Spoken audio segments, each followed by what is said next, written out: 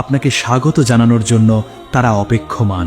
এই কথা শুনে নবীজির মনের সব ক্লান্তি নিমেষেই দূর হয়ে গেল এবং তিনি সফরের জন্য প্রস্তুতি নিতে শুরু করলেন।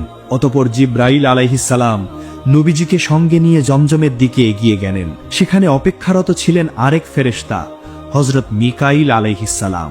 শুরু হলো এক অলৌকিক প্রস্তুতি। ফেরেশতারা নবীজিকে পরম যত্নে শুইয়ে দিলেন।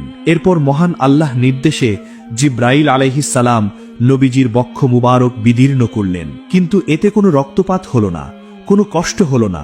হযরত জিব্রাইল আলাইহিস সালাম নবীজির পবিত্র হৃৎপিণ্ড বের করে আনলেন এবং জমজমের পবিত্র পানি দিয়ে তা ধুয়ে পরিষ্কার করলেন।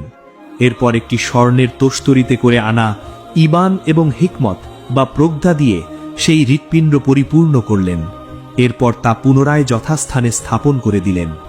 এমনটা করার কারণ ছিল নবীজির এই পবিত্র দেহ মুবারক যেন মহাজাগতিক সফরের তীব্র গতি এবং আল্লাহর নূরের তাজাল্লি সহ্য করতে পারে, এবং যাতে করে রব্বি ইলাহির দিদারের কোনরূপ সমস্যা না হয়।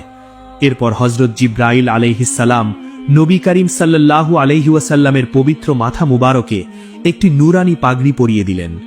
এরপর নবীজির পবিত্র গায়ে একটি বিশেষ নূরানি চাদর পরিয়ে দেওয়া হলো। সকল প্রস্তুতি শেষ হতেই বোরাক নামক সেই বিশেষ জান্নাতি বাহনকে নবীজির কাছে উপস্থিত করা হলো।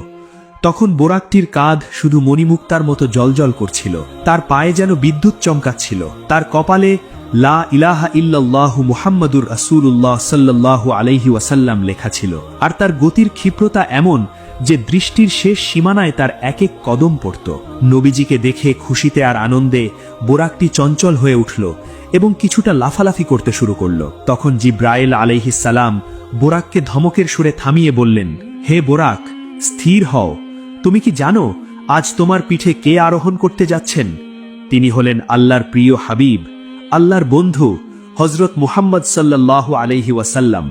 আল্লাহর কসম, আজ পর্যন্ত তোমার পিঠে যত আরোহী উঠেছে, আল্লাহর কাছে এদের মধ্যে কেউই তার চেয়ে অধিক সম্মানিত নয়। জিব্রাইলের এই কথা শুনে বোরাক লজ্জায় সংকুচিত হয়ে গেল, তার শরীর থেকে ঘাম ঝরতে লাগল। সে পরম ভক্তিভরে মাথা নিচু করে বসে পড়ল। অতঃপর রাসূলুল্লাহ সাল্লাল্লাহু আলাইহি ওয়াসাল্লাম বোরাকের পিঠে আরোহণ করলেন। বোরাক তখন আনন্দিত হয়ে উঠে দাঁড়িয়ে পড়ল এবং চলতে শুরু করল। শুরু হলো এক অন্তহীন যাত্রা। বোরাক বাতাসের চেয়েও দ্রুত গতিতে ছুটতে শুরু করল। চোখের পলক ফেলার আগেই দিগন্ত মিলিয়ে যাচ্ছে পেছনে। মক্কার ধুলোবালি ছেড়ে হাজার মাইলের পথ পাড়ি দিয়ে মুহূর্তের মধ্যেই নবীজি পৌঁছে গেলেন ফিলিস্তিনের পবিত্র ভূমি বাইতুল মুকাদ্দাসে। সেখানে পৌঁছে বোরাক থামল আর নবীজি সাল্লাল্লাহু